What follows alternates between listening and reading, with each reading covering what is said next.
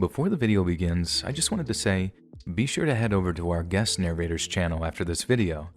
Sir Spooks does analysis and presentations of scary videos featuring ghosts, creatures, and other mysterious subjects, so be sure to subscribe to him if you don't feel like sleeping in the near future.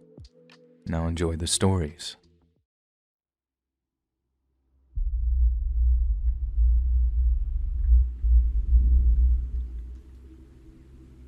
So, nearly 10 years ago now, my long-term relationship came to an end, and the breakup was just a complete disaster. Long story short, he dumped me, we were still living together, it turned nasty, and I was heartbroken. Not heartbroken like feeling a bit sad and treating myself to a tub of ice cream. I'm talking full-on, can't get out of bed, no appetite-style depression where I literally couldn't stop crying for days. Not my proudest moment, but I was young and he was my first boyfriend, so I think he can let me off.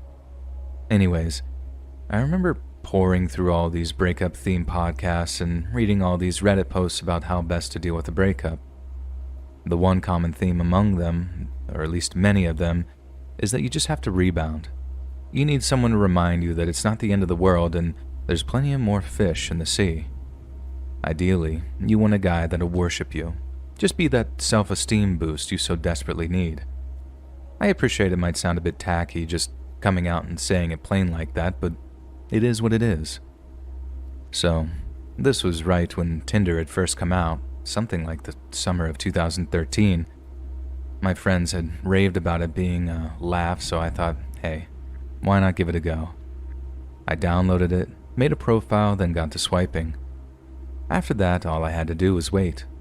And as most girls will tell you, I didn't have to wait long.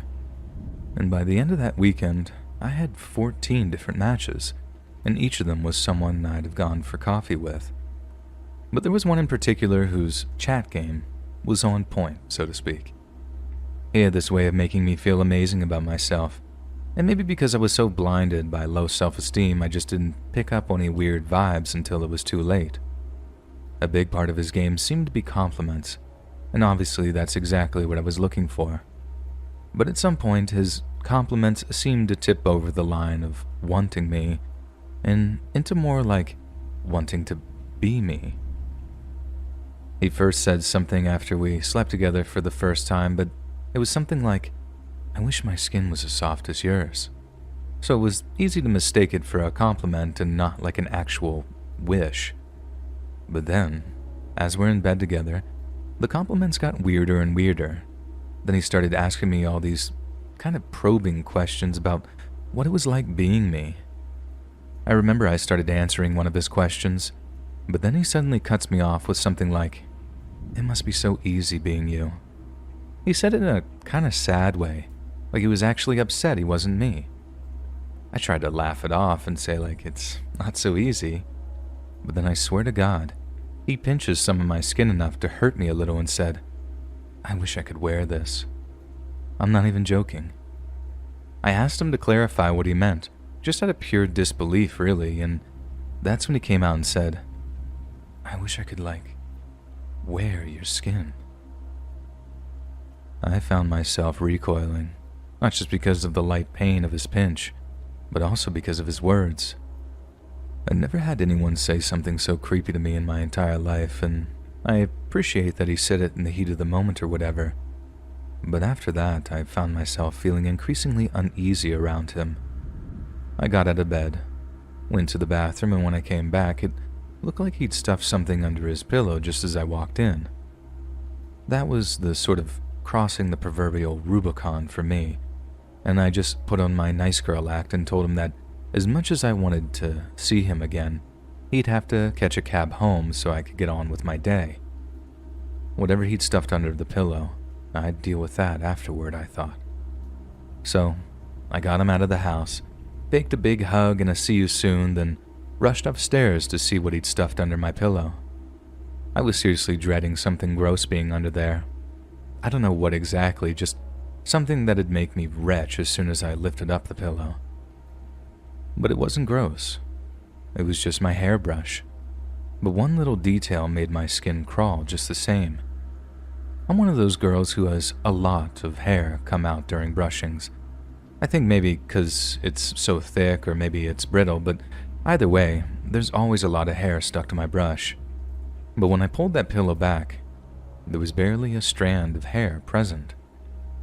That pervert had taken my hair. I just remember feeling physically sick, like unclean that I'd actually slept with him. I felt stupid, needy, naive, just this huge mix of emotions that ended in me running to the toilet and throwing up. And granted, it was me puking up a load of red wine and cheese from the night before, and it was probably coming up at some point anyway, but the whole hair theft just sped up the whole process. After that, I called a friend and just poured my heart out to them. And then she helped me calm down enough to just block the guy's number in social media. I was worried about him turning up at my place for a while, like it was so nerve-wracking with him knowing where I lived, but I guess he had more sense to show up uninvited. After all, he'd gotten his little souvenir, so maybe he was satisfied with leaving it there.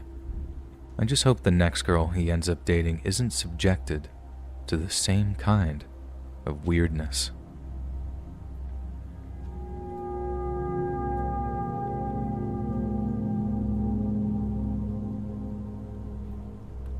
Scariest thing that ever happened to anyone I know happened to my mom.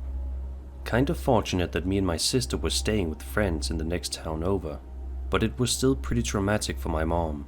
But anyway, here goes. This one night, she was in bed reading, and since it gets really warm here in the summer, she had her bedroom window open, but had the curtain closed to keep the bugs out. All of a sudden, she sees this hand move the curtain aside to reveal this dead-eyed looking dude just staring at her. Seconds later, he smiles, then starts trying to climb inside. It was a small window, so as the guy was clambering in, she had time to grab her cell off the nightstand before bolting to my grandma's room. She then hauls her out the bed, basically carries her into the bathroom and locks the door. Her first move is to call the cops and to just hold up in the bathroom in the hope the guy would just leave when he couldn't find anyone. Obviously, there was the chance he'd just steal some stuff and leave, which is bad, but it's better than people getting hurt. So, Mom said that, as much as she was terrified, once she was locked in the bathroom behind the heavy door, she felt just a little safer, especially when she was told that the cops were on their way. But then, right as she hears the good news about responding police, she said she heard this big old crash out in the second floor hallway. Mom said it sounded like the guy was kicking in closet doors, or just regular doors, all which screaming stuff like, "Where are you, girl? I'm gonna find ya."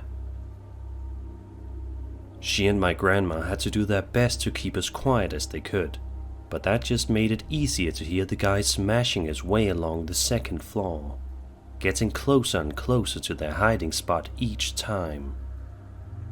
He was almost at our bathroom door when Mom said she heard sirens, and she prayed for them to get louder and louder in the hopes they'd scare the guy away.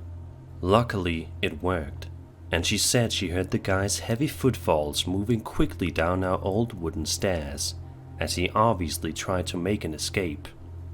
The cops caught the guy fleeing through backyards in the neighborhood, which was obviously great news, and I didn't find this out until years later. But the same guy was wanted in connection with a bunch of different home invasions and indecent assaults, some of which were extremely brutal. It was horrifying to know that my mom and grandma could have had that same sort of treatment in store for them, and I think there might have been a little divine intervention involved, considering how close he was to finding them before the cops showed up.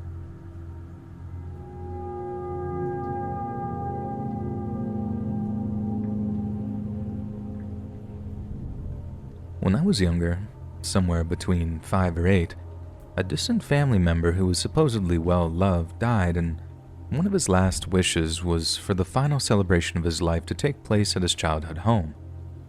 His son, DJ, decided to respect their wishes and contacted the current owner of the house to ask if a small gathering could be hosted on the premises and entirely outside. As far as DJ and everyone else could tell, the homeowner was kind and understanding and agreed, offering to help out but being clear on boundaries and such. Fast forward to the event itself. My family is arriving, I'd say at around 3 in the afternoon, and I have this horribly anxious feeling deep in my stomach that I can't quite shake. I mention it to my mom, saying something silly that I probably heard on TV about my gut feeling, and my parents shrug it off and tell me it's fine and to come on. I trust my parents, so I step out of the car, all dressed in a cute dress and layered in cheap plastic jewelry. Think Mardi Gras beads, that I proudly chose myself to appear formal for this serious occasion. My mom, my dad, and I all walked towards the backyard, aiming towards the right-hand side of the house as the inside was off-limits due to it being private property when a man busts out of the front door holding a bat. This is not just a normal baseball bat intended to occupy the children. No. This man busts out of his front door, screams at everyone, talking about how horrible we are and how our family is disgusting, all the while gripping a beat-up baseball bat full of nails. Immediately I panic, and my fight or flight, in this case flight, kicks in, and I make a beeline to our old blue car I only just got dragged out of by my dad. I jumped in and slammed the door behind me, panicking with tear-blurred vision and an incredibly upset stomach, when I looked out the window and see the man. The crazy man who made the quick decision to target an elementary-age little girl as he took a swing at the car and hit the area above the back tire, creating a loud ringing and a dent. My dad, who took what felt like 5 hours but was probably only around 10 seconds, pushes the man away and jumps in, my mom following quickly behind. We speed away from the house and back home, not mentioning a thing except for how proud of me they were for running, and that they'll listen to me if I ever have that horrible gut feeling that something is wrong again. Though both my mom and dad kept shooting quick glances behind the car and whispering to each other. My family never discussed this event with me around again, but when I asked my mom what happened years later, she explained that the man decided to do a Google search on DJ and found his estranged criminal brother's record on Google and decided that this was evidence enough to attack a family during a wake with a nailed baseball bat.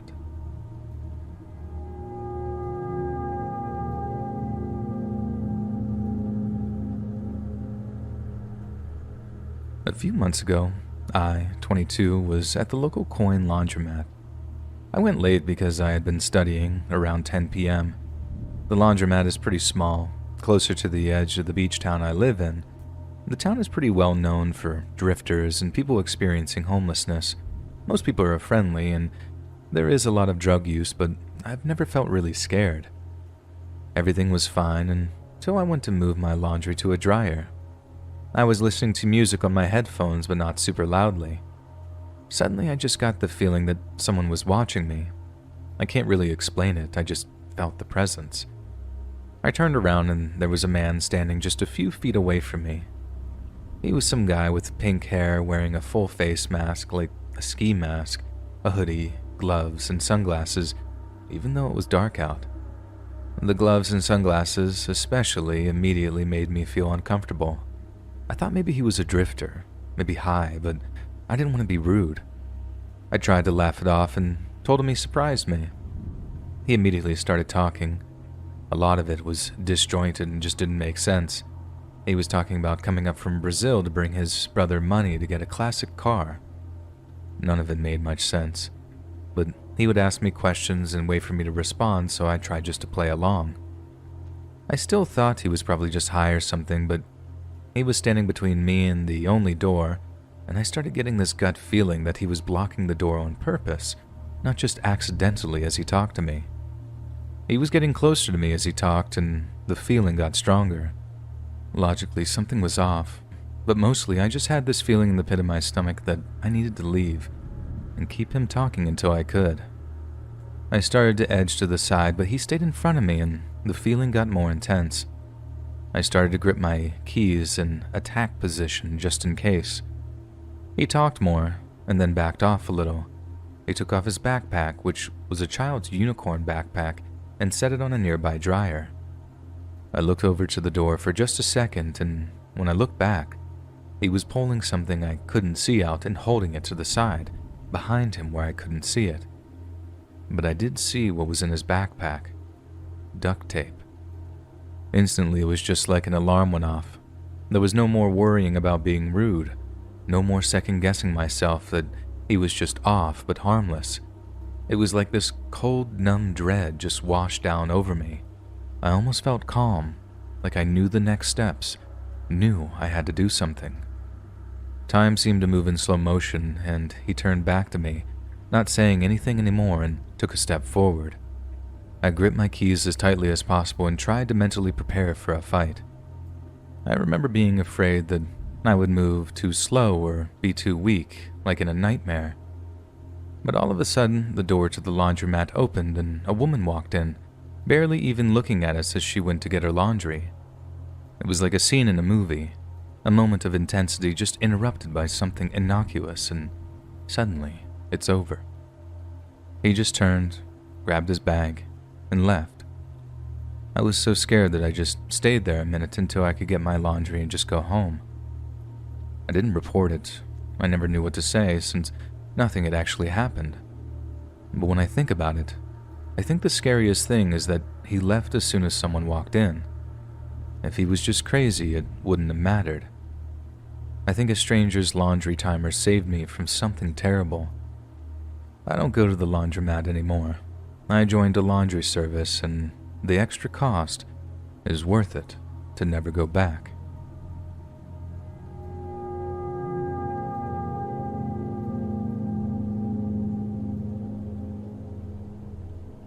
This happened about 5 or 6 years ago. Me and my friends were freshmen in high school. We frequently went into the woods near our school that had some abandoned structures. Sometimes we went in there to smoke, graffiti, or just otherwise explore. It was always a pretty fun time. On a fall day after school, we decided to go exploring in the woods as we would usually do. For the first 10 or 15 minutes into our little adventure, everything was normal.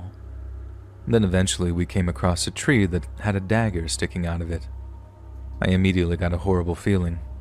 One of my friends, Nathan, went over to the tree and took the dagger out, and sure enough, it was 100% real. I'm not exactly sure what I was thinking, but a part of me was hoping that it was some sort of gag toy. We all just kind of looked at each other, a little weirded out, but didn't think much of it. Maybe thought someone left it there before we came to mess with it, whoever came across it. That's what we were all hoping for. Nathan put the dagger in his backpack and off we went.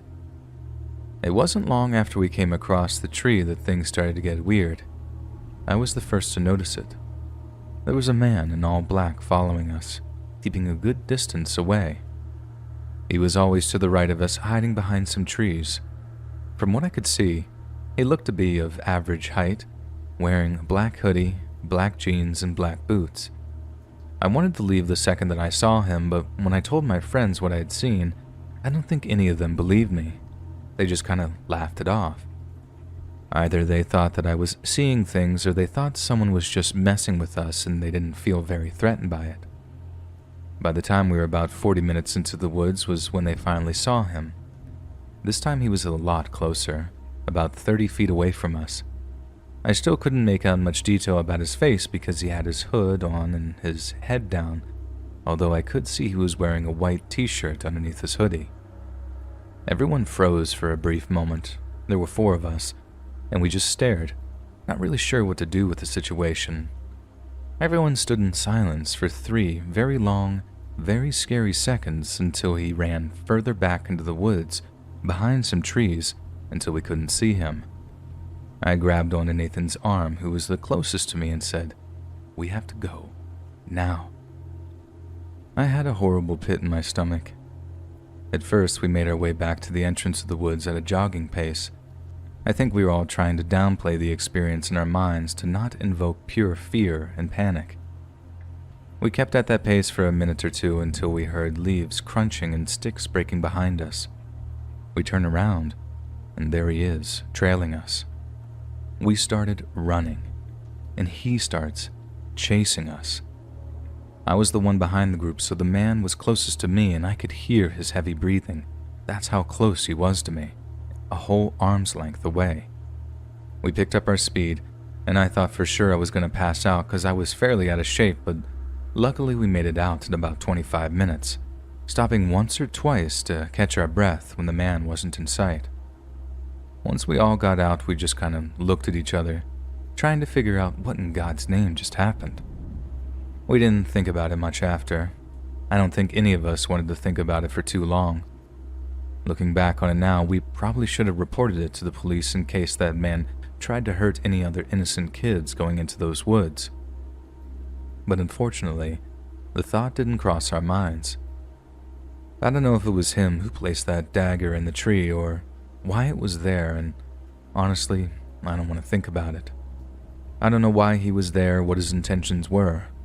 I'm just glad we got away, and I hope that he wasn't hurt or hasn't tried to hurt anyone else since.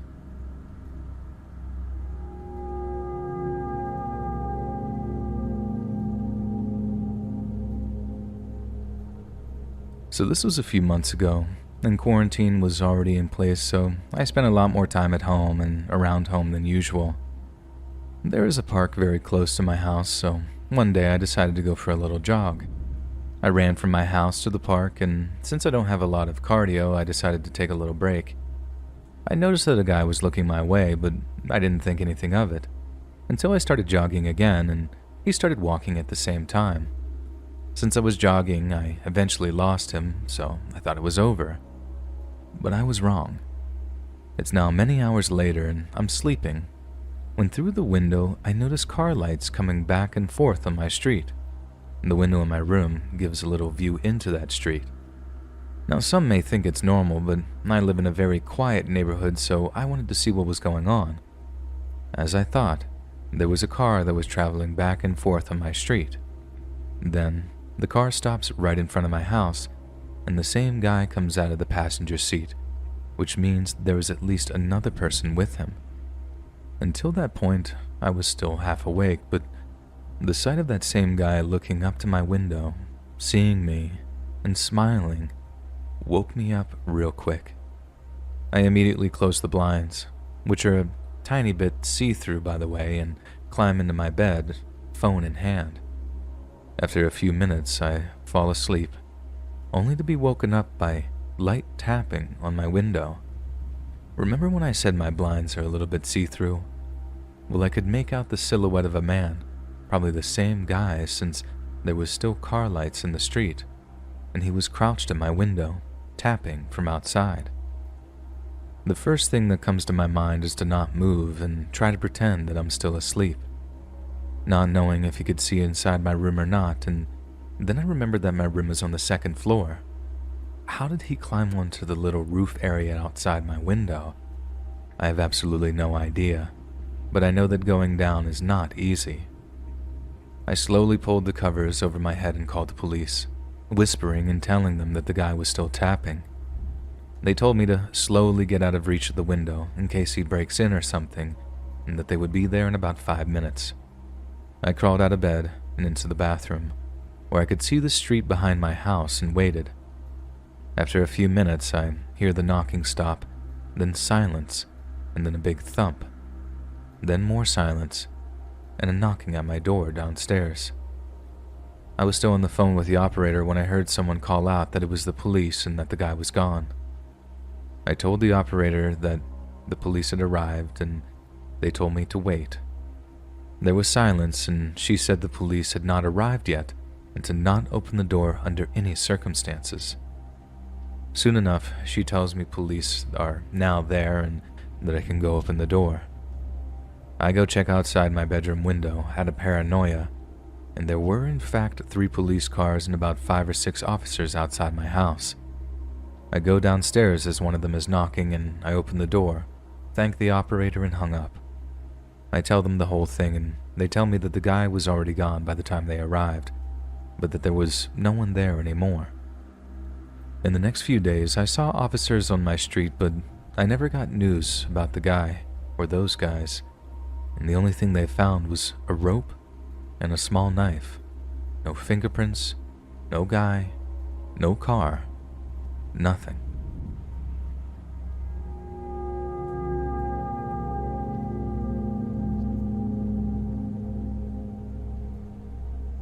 I'm an overnight security guard that works at Freddy Fazbear's Pizza. Sorry, just kidding. I'm an overnight security guard for a large building and parking ramp. It's generally a really quiet job with a lot of free time, but occasionally I do have to kick out homeless people. It's a horrible part of the job, and I do my best to direct them to the next safest place to sleep. Most people are understanding as they unfortunately go through this a lot. If anything, they want to vent, and I try to be an open ear. Our protocol is to ask them to leave, then if they don't, tell them to leave, and if all else fails, we have to contact police. I've only once gotten to that step. It's important to note that my general routine at work, I sit in a shack in the parking ramp for an hour, then I go for a walk around the building, then back to the shack. The doors are all locked, but there's an entryway with an ATM that's open 24/7. This is usually where I find people looking for a place to sleep. For more context, I'm a smaller woman and unarmed. On this night, there was a woman trying to sleep by the ATM. I followed protocol, and after the first 2 warnings, I had to contact police. She yelled at me, which was out of the normal but understandable considering her position. It must be frustrating being constantly kicked out of every semi-safe space. The police arrived, and because I was a little scared, I always am, I watched from inside the building, out of view to make sure they got her out. If she was yelling at me, she was full-on screaming at them. This goes on for about half an hour before she leaves the building. Unfortunately, that's all the cops are required to do, so she makes her way to the bus stop right outside. The problem with this is the bus stop is parallel with my shack. She just sits and stares at me with hatred in her eyes. This gets uncomfortable pretty quickly, so I decide to take another walk. When I'm passing the door that leads to my shack, I decide to take a peek out of the little door window. I don't usually do this, but I felt uneasy knowing that she was probably still in the area, and it's a good thing I did. I can just barely see it, but behind my shack I see the slightest wobble. There she was, hiding right behind my shack. It's not a big thing, maybe a 10-foot cube made of large windows and metal right at the entrance to the parking ramp. I have no doubt she was waiting for me. I call the police and just keep watching from the little door window. While I'm waiting, she eventually lets out an angry scream, kicks the miscellaneous junk in front of the shack, and storms up the stairwell on the parking ramp. For an extra kick of anxiety, the floor above me had a broken door that wasn't locked at the time. Eventually, police get there, and after some harsh words, they get her to leave again, and this time she walks off into the night. What really scares me was what I found on my next walk. There's a mirror next to the door I was watching her from. I couldn't see it from inside, but from this side it was obvious. She had broken the mirror and a large piece was missing. Maybe I've allowed my anxiety to build all this up in my head, but from my perspective, she had taken a large, sharp object, hid behind my shack, and waited for me to walk up. You can tell me if I'm overreacting, but to my nameless potential assailant, I wish you better times and a bed to sleep in, but I also hope we never meet again.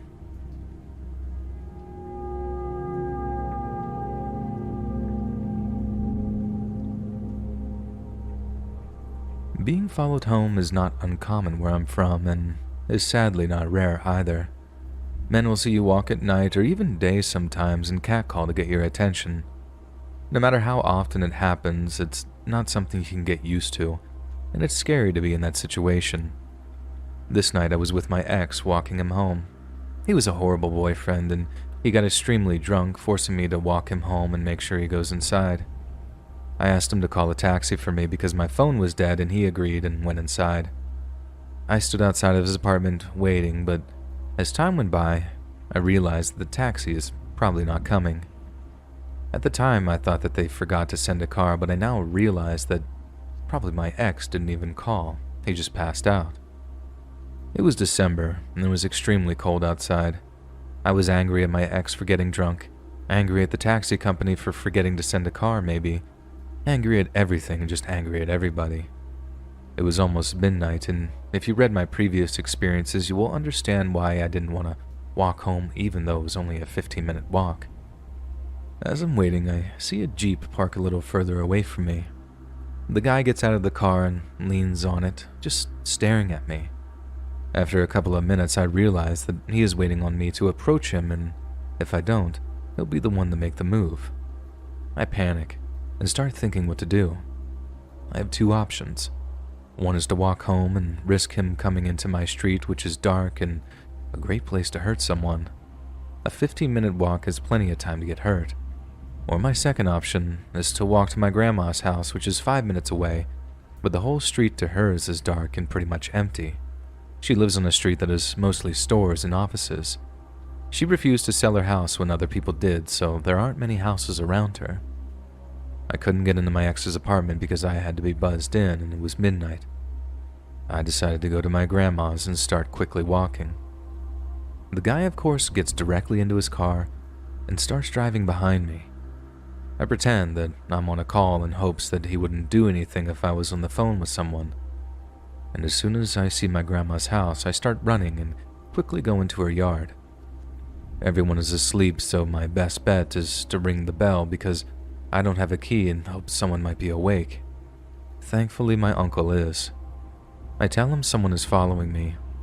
He drives a Jeep and I'm scared he might hurt me. My uncle doesn't hesitate. He runs out into the cold December night in his shorts and t-shirt and sees the guy. He yells to me, "Is this him?" as loud as possible. The guy sees this and pretends he's on his phone and gets into his car and drives away. My uncle calls a taxi for me and waits until the taxi gets there. I thought that would be it. As soon as I got into the taxi, I felt safe, and I tell the driver my address, and as soon as he turns, we see the car. He tries to follow the taxi. At this point, I have absolutely no clue what his intentions are. Is he armed? Does he want to hurt me because I got my uncle on him? I start crying and quickly explain to the driver what's going on. He was an older gentleman, and I felt like he had been waiting on this moment his whole life. He told me not to worry, that he'll lose him, and he won't allow for that guy to see where I live. He did lose him, mostly because the Jeep gave up and just left. But that taxi driver got to feel like a hero, and he was, and I got home safely.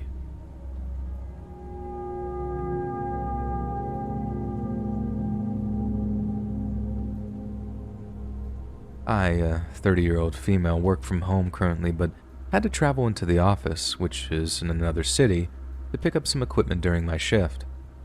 I don't have a car, and it's a pain to get there and back. The way over was uneventful, and up until this point the way back mostly was, other than getting stuck behind an open drawbridge on the bus. Now a bit later, I decided to transfer to the streetcar for the final leg home because Google had recommended it would be quicker than staying on the train. I got a few stops in when an elderly couple ran for the streetcar, asking the driver to wait for them. Fair enough. Now behind them, a younger, unkempt-looking guy also ran for it and boarded through the doors behind me. I was sitting near the front next to the elderly couple who didn't seem to speak any English. I believe they were Mandarin speakers. I heard some commotion behind me and looked back when the unkempt guy ran up to where I was and started saying something weird and unintelligible to the older couple. At this point, I could tell he was off, and the couple didn't understand what he was saying either, and I was at most worried that I would have to defend them against him if he got too erratic. At this point, he started talking to me. Again, he was talking some nonsense I could barely catch, and I tried to ignore him, but he kept getting closer into my personal space. No mask, by the way, which is hypothetically required on this public transport, and started screaming at me, calling me Melissa and telling me to talk to him.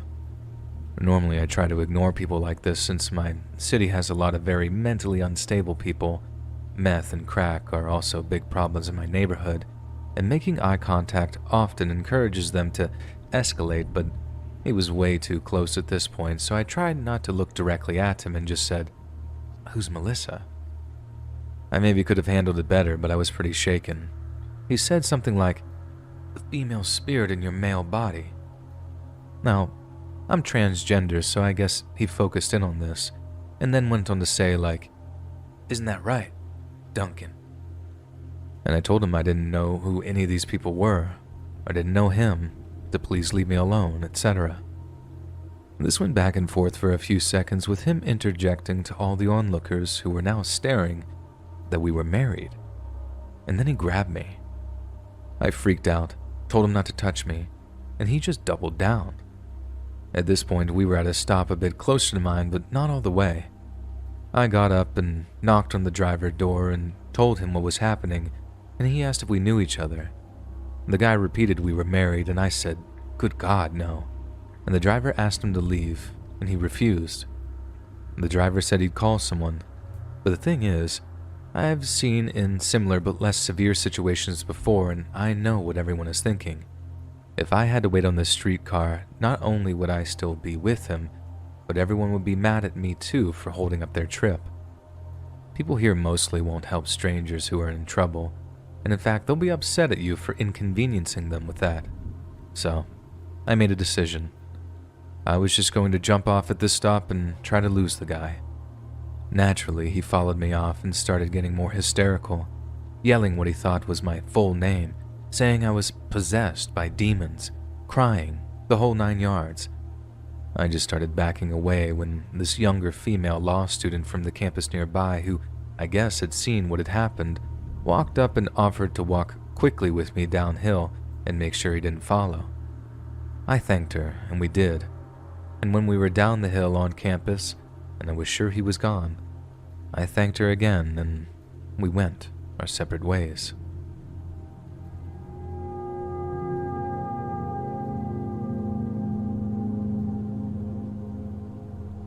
So this story happened when I was 13. I asked my mom to go to Starbucks, and she agreed, but she said she wouldn't come inside with me. She gave me her card, and I walked to the door. I noticed there was a man a little distance behind me, so I decided to wait for him so that I could open the door for him because I thought it was polite. He gave me a warm smile and thanked me, so I thought nothing of it. He was in front of me in the line, and he suddenly put out his wallet that had mounds of cash in it and purposely shows me. Then he says, "There's more of this in the bathroom. Wanna come see?" I didn't understand what he was implying at first, but I still politely declined because I knew that I shouldn't go anywhere with strangers.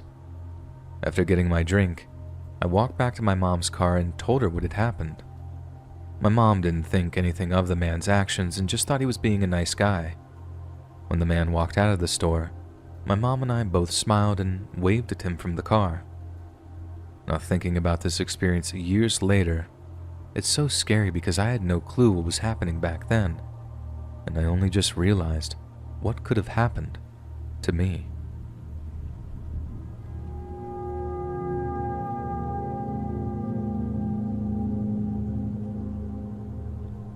I live in a town which is quite like a party town, so people come here in the summer to swim in the lake, drink, and partying a lot. Then, as autumn hits, the tourists go home and the town is silent and peaceful again. Last summer I was in the city center, waiting for my boyfriend to pick me up and go to a trip near the town in the afternoon. I waited in front of a shopping center, so I stood there for about 10 minutes and saw people passing by. Also some friends who just got out of the shopping center, and suddenly this old man who seemed to be in his 60s approached me. To be honest, my first thought was that he was a homeless person because he had dirty-looking clothes and long, dry hair. Also, he was wearing jeans and a jacket in the middle of the summer, so this was a big red flag to me. To tell about myself, I'm a 20-year-old, tall, sporty-built girl with copper-red hair. I can say I am pretty harsh with the beggars and creeps, otherwise you can't get rid of them. So, this man stood in front of me and asked where are some good restaurants nearby. He spoke in English, so I thought maybe he's not homeless, and told him nicely about the restaurants. I used to guide tourists, so it wasn't odd to me, but the odd thing just happened after this. He thanked me for the advice, and I thought he would go away, but he stayed, looked me up and down, and he started to introduce himself. He told me his name and that he was from France. He didn't seem to have a French accent, and asked if I was waiting for someone. I thought he just wanted to small talk a bit. In my country, not many people speak English well, so they rather pretend to not know a word in that language, and it would be nice to a foreigner to speak a bit with someone. So I said yes, and I'm waiting for my boyfriend. He seemed a bit angry after I mentioned my boyfriend. He asked my name and age. My gut told me to get out of there, and I lied about both my name and age. I said I was 16, and I don't look like 20 years old anyways, and I wanted to keep my age in the illegal interval, just in case he got the message. He asked if my boyfriend has a car and what kind of car. I obviously didn't tell him, so I lied again. How old he was, I told him that he was 25. He's 22. I didn't want to be a drama queen, so I pretended to be calm, but all my nerves screamed at this point. I looked for some familiar people on the street, but no one was there. Suddenly the man grabbed my hand and held it in his hand and asked if I would grab a drink with him. I ripped my hand out of his and told him no. What is he thinking, and to buzz off? I didn't wait for him to leave, so I was the one who left first, and in super speed I started walking to the nearby skate park because I knew some of my friends spent a lot of time there. Also, the skate park is right next to the police station. I didn't have the nerve to look behind me, so I just walked as fast as possible. There was no one I know at the time, but I saw these boys sometimes here with my friends, and there were also some who I saw at the high school a few years ago, so I sat on the bench next to some skater's backpack, and then I looked back. The man was on the other side of the street, staring directly at me. The boys at the park approached me because they told me that I looked pale and asked if I was okay. I told them about the man on the other side of the street, and when everyone looked at him, they finally got the message and left. My boyfriend arrived 2 minutes later. I texted him where I was prior, and he was in a traffic jam, so that's why he was late, but it's not a weird thing. There's a lot of traffic jams here in the summer. And so, I don't know what that man wanted, what would happen if I didn't go to the park. I thought after that I overreacted to the whole situation, but I don't know. Something was really not right with that man. Anyways, I'll never forget a look on his face while he talked to me, and he just talked so quiet, almost in a whisper. There was clearly something wrong with him.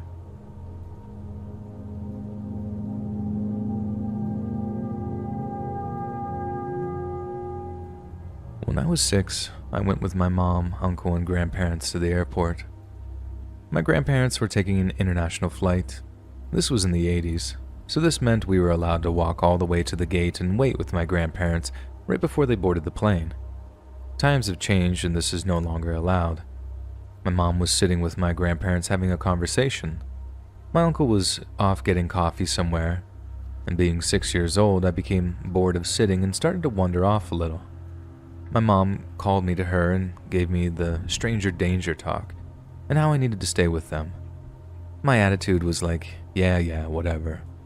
Again, my mom got distracted by my grandparents' questions, and I began to wander off again. I peeked my head and looked down the hallway. There were people coming and going, and less than 15 feet from me, I saw a creepy man, long brown hair to his waist, dressed in black leather head to toe, beard and a mustache. He was about to open a door, which I'm assuming now was a bathroom. As he opened the door, he looked right at me and waved his finger to me to come there. I immediately thought of the conversation my mom had with me just a few minutes ago. Plus, the guy looked evil. So I immediately turned and ran back to my mom. I said, "Guess what, Mom? A stranger was trying to take me. You were right." I don't remember her taking me very seriously. She was helping my grandparents with their tickets and wasn't paying too much attention. When it was time to leave, I took a quick peek down the hall and he was gone. I think to this day, what would have happened if I went with him, and if my mom didn't talk to me about strangers just a few minutes before? I know this wouldn't have turned out good. Hey friends, thanks for listening. Click that notification bell to be alerted of all future narrations. I release new videos every Monday, Wednesday, and Friday at 7 p.m. Eastern Standard Time. And if you got a story, be sure to submit them to my subreddit, r/LetsReadOfficial, and maybe even hear your story featured on the next video. And if you want to support me even more, grab early access to all future narrations and bonus content over on Patreon, or click that big join button to hear about the extra perks offered for the channel. And check out the Let's Read podcast, where you can hear all of these stories in big compilations and save huge on data, located anywhere you listen to podcasts. Links in the description below. Thanks so much, friends. And remember to head over to Sir Spook's channel to listen to me in his new video.